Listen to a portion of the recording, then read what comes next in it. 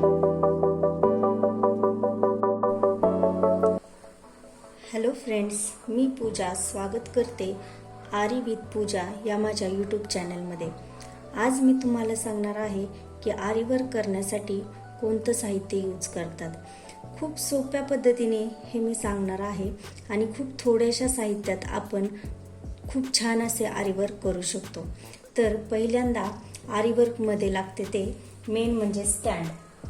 हे माझ्याकडे circle आकाराचं stand आहे। यामध्ये आपण दोन साईजचे स्टँड यूज करू शकतो, एक स्क्वेअरमध्ये आणि दुसरं म्हणजे सर्कलमध्ये। हे माझ्याकडे आता सर्कलमध्ये एक स्टँड आहे, त्याला असे हे 4 पाय असतात आणि त्या 4ही पायांना असे नट जे पॅक करण्यासाठी दिलेले असतात फिक्सिंगसाठी। नंतर महत्त्वाचं असतं ते म्हणजे रिंग। माझ्याकडे ही 18 इंचाची रिंग आहे, ती आपण या सर्कल स्टँडला व्यवस्थित लावू शकतो। नंतर मी तुम्हाला या व्हिडिओ नंतर तुम्हाला मी रिंग कशी फिक्स करायची आणि स्टँड कसं जोडायचं याबद्दल थोडी माहिती देईल। आरी वर्कसाठी मेन लागतं ते म्हणजे या नीडल्स। या 2 नीडल्स जरी तुमच्याकडे अवेलेबल असतील तरीही तुम्ही छान प्रकारे आरी वर्क करू शकता। तर तुम्ही पाहू शकता, ही आहे टुलिप्सची नीडल, जी आपण जरी थ्रेड स्टिच करण्यासाठी यूज करतो। याची साईज 0.6 mm आहे। तर 12 नंबरची ही टुलिप्सची जरी नीडल आहे। सेकंड आहे ती मटेरियल नीडल। ही मटेरियल नीडल आपण बीड्स हे करण्यासाठी यूज करतो। याने आपण बीड्स व्यवस्थित बसवू शकतो आणि आरी वर्क ही खूप छान जमतं। हा आहे पॉलीचा मशीन थ्रेड। पॉलिस्टर ब्रँड वापरल्यावर हा मशीनचा थ्रेड तुटत नाही आणि व्यवस्थित याने आरी वर्क करू शकतो। नंतर आहे तो हा एम्ब्रॉयडरी थ्रेड डोलीचा आहे। हा याने आपण आरीचं थ्रेड जे एम्ब्रॉयडरी थ्रेड करतो ते खूप छान होतं। हे आहे 2 सिल्क थ्रेड, याने सुद्धा एम्ब्रॉयडरी वर्क खूप छान होतं आणि हे व्यवस्थित आपल्याला आरी वर्क करता येतं। ह्याची शाईन खूप छान असते, त्यामुळे हे ब्लाउजवर ॲक्टिव्ह दिसतात। हे 2 आहे जरी थ्रेड, जे आपण स्टिच करतो ब्लाउजला किंवा एखाद्या कापडावर। तर जे बॉर्डर जे करतो ते आपण या स्टिचने जरीच्या दोऱ्याने करू शकतो। याला जरीचा थ्रेड बोलतात। यामध्ये 2 कलर असतात, एक गोल्डन कलर आणि एक सिल्वर कलर। नॉर्मली आपण हा गोल्डन कलर यूज करतो। हा आहे पायपिंगचा थ्रेड, जे आपण लोडिंग देतो। एखाद्या ब्लाउजवर जरी आपल्याला लोडिंग करायचं असेल तरी या थ्रेडने आपण लोडिंग देऊ शकतो। आरी वर्कमध्ये महत्त्वाचं असतं ते बीड्स। हे आहेत शुगर बीड्स। हे प्रत्येक ब्लाउजमध्ये आपण यूज करतो। तुम्ही पाहू शकता, हे असे 0 नंबरचे शुगर बीड्स असतात। मार्केटमध्ये आपल्याला इझिली अवेलेबल होतात। त्यामध्येच आपल्याला 3-4 प्रकारचे कलर्सचे बीड्स पण अवेलेबल होतात। जर आपल्याला एखादं कलर्सचं वर्क करायचं असेल एखाद्या कलरमध्ये, तरीही हे 0 नंबरचे बीड्स आपण यूज करू शकतो। याच साईजमध्ये अजून गोल्डन आणि सिल्वर हे पोतमणी असतात। साईज तेवढीच असती पण ह्याला थोडीशी वेगळी शाईन असते आणि हे ब्लाउजमध्ये छान दिसतात। जे फ्लावर्स वगैरे आपण करतो ते या ह्याच्यात करतो, पोतमणीमध्ये। नंतर हा आपण फेविक्रिलचा फॅब्रिक ग्लू स्टोन्स वगैरे चिटकवण्यासाठी यूज करतो। हा आहे थ्रेड कटर।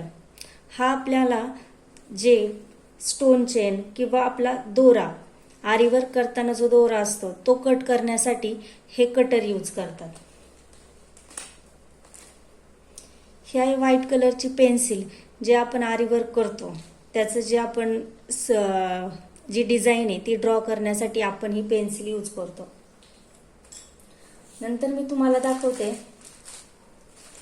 3 नंबरचे गोल्डन कलरचे बीड्स मनी। हे 2 कलरचे मिळतात, यातूनच आपल्याला वेगवेगळे कलर पण अवेलेबल होऊ शकतात. आत्ता माझ्याकडे सध्या 2च कलर अवेलेबल आहेत. एक म्हणजे गोल्डन कलर आणि दुसरा व्हाईट कलरचा मोतीमणी. हे पण दोन्ही खूप छान दिसतात ब्लाऊजवर वर्क केल्यानंतर. त्यातूनच हे थोड्या मोठ्या साईजचे मणी आहेत माझ्याकडे. नंतर मी तुम्हाला दाखवते कट पाईप. आता कट पाईपमध्ये वेगवेगळे आकार असतात आणि वेगवेगळे कलरही असतात. हा आहे तो गोल्डन कलरचा कट पाईप 0 नंबर साईजचा आहे आणि हा आहे तो व्हाईट कलरचा सिल्वर कट पाईप. तसेच ह्या आकाराचेही कट पाईप तुम्हाला मोठ्या मोठ्या आकाराचेही कट पाईप मार्केटमध्ये इझिली अवेलेबल होतात. याने सुद्धा आरीवर्क खूप उठून दिसतं. या कट पाईप मध्ये पण वेगवेगळे कलर मिळतात. आता मी ही पानं करण्यासाठी ग्रीन कलरचा कट पाईप वापरला होता. तो या प्रकारचा असतो, तुम्ही पाहू शकता. नंतर आहे ड्रॉप शेपचे बीड्स.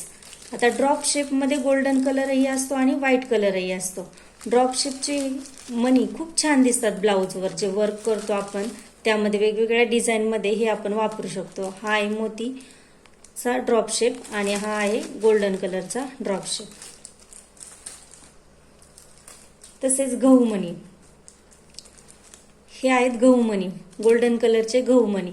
हे सुद्धा आपण ब्लाऊजमध्ये आरीवर्कसाठी वापरू शकतो.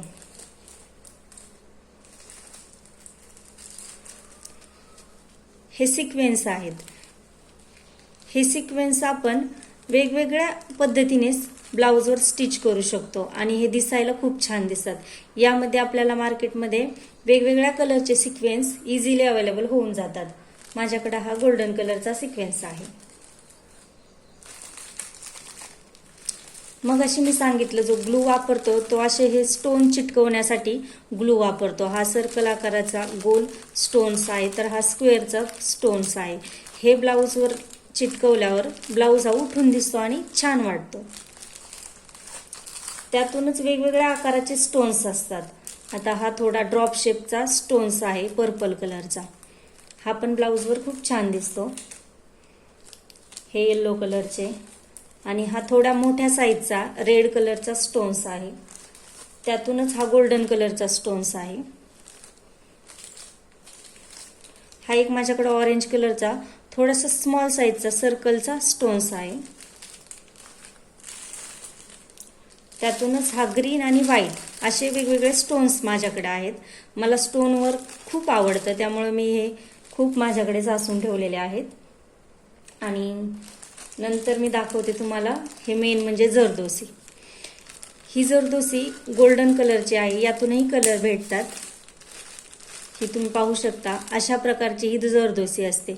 याचं स्टिच आणि फिनिशिंग हे खूप छान होतं आणि ते खूप ॲक्टिव्ह दिसतो हा ब्लाऊज. जर आपण जरदोसी वर्क केलं एखाद्या ब्लाऊजला तर खूप छान ब्लाऊज दिसतो. ही तुम्ही पाहू शकता. अशा प्रकारची जरदोसी असते.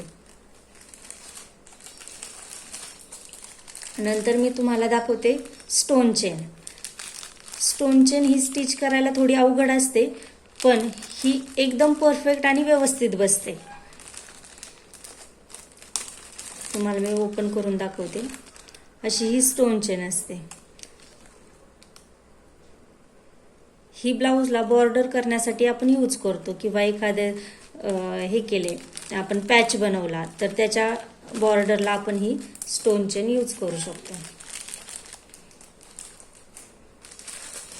नंतर आहेत हे ड्रॉप शेपचे लटकन मणी. आपण ब्लाऊज तयार झाला की लटकन लावतो, तर हे लटकन आपण अशा माझ्याकडे व्हाईट कलरचे मोतीचे हे ड्रॉप शेपचे लटकन मणी आहेत.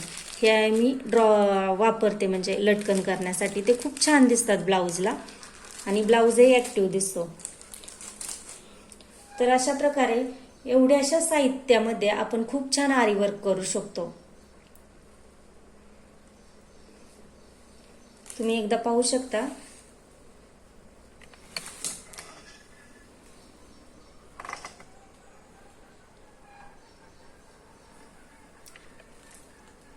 तर हा झाला व्हिडिओ आरी वर्कसाठी लागणारे साहित्य.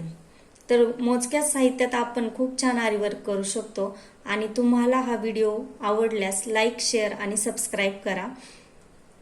नंतरही असेच व्हिडिओ पाहण्यासाठी माझ्या चॅनलला नक्कीच सबस्क्राईब करा आणि कमेंट्स करा तुम्हाला अजून काही आरी वर्कसाठी माहिती हवी असेल तर. धन्यवाद.